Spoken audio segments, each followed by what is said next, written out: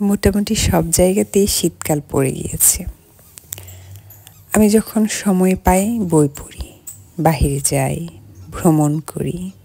এরপরও যদি আরও অনেকটা সময় পাই বাগান করি। বাগান ছাড়া আমি আমার নিজেকে ভাবতেও পারি না। এটা আমাদের ছাদের বাগান, বলা যায় আমাদের শীতের সবজি ক্ষেত বাগান। মোটামুটি অনেক ধরনের সবজি, শসা, সিম, লাউ, ধুন্দল, লেবু, অনেক ধরনের সবজি এখানে লাগানো হয়েছে। মাশাআল্লাহ, অনেক সুন্দর ফলন হচ্ছে। আমি আমার পুরোটা সময়কেই কাজে লাগাতে চাই। আমি আমার অলস বেকার সময়গুলোতে অন্য কাউকে নিয়ে ভাববো, অন্য কারো জীবন নিয়ে চিন্তা করব, এটা ভাবতেই আমার কেমন যেন বিদঘুটে লাগে। আল্লাহ আমাকে সৃষ্টি করেছে, অবশ্যই একটা নির্দিষ্ট কারণ আছে।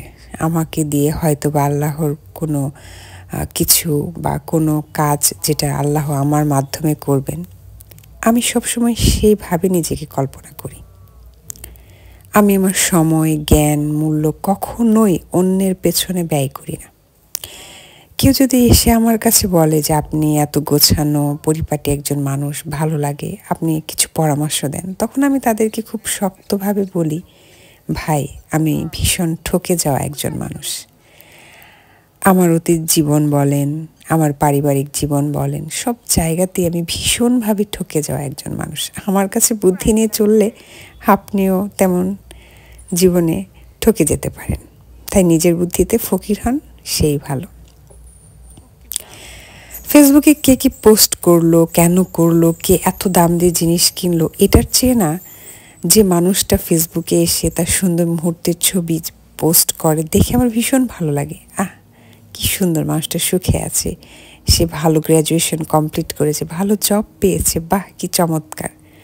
আমি কখনোই এই বিষয়টা ঘাটাই না যে তার এই ছবিটা নেই, ওই ছবিটা কেন নেই, তার পরিবার কেমন আছে, সংসার কেমন যাচ্ছে, বাচ্চাটা কেমন হয়েছে, এসব নিয়ে ভাবার আমার বিন্দু বিসর্গ সময় নেই।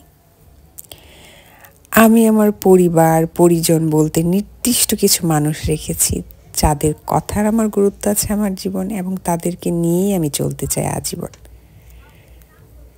ছাদ বাগান থেকে ফিরে এসে একদম চালের আটার রুটি সাথে হাঁসের মাংস দিয়েই শীতের সকালটাকে সুন্দরভাবে স্বাগত জানালাম। গাছের কিভাবে যত্ন নিচ্ছি, হাঁসের মাংস কিভাবে রান্না করলাম, এরকম অনেক সুন্দর সুন্দর ডিটেলস ব্লগ আছে আমার চ্যানেলে। ভালো লাগলে দেখে নেবেন। সবাই ভালো থাকবেন। আমার ছোট্ট বাচ্চাটার জন্য, আমার পরিবারের জন্য দোয়া রাখবেন। আর সবসময় যেন বেশি বেশি ব্লগ দিতে পারি, সেই জন্য আমার জন্য দোয়া রাখবেন।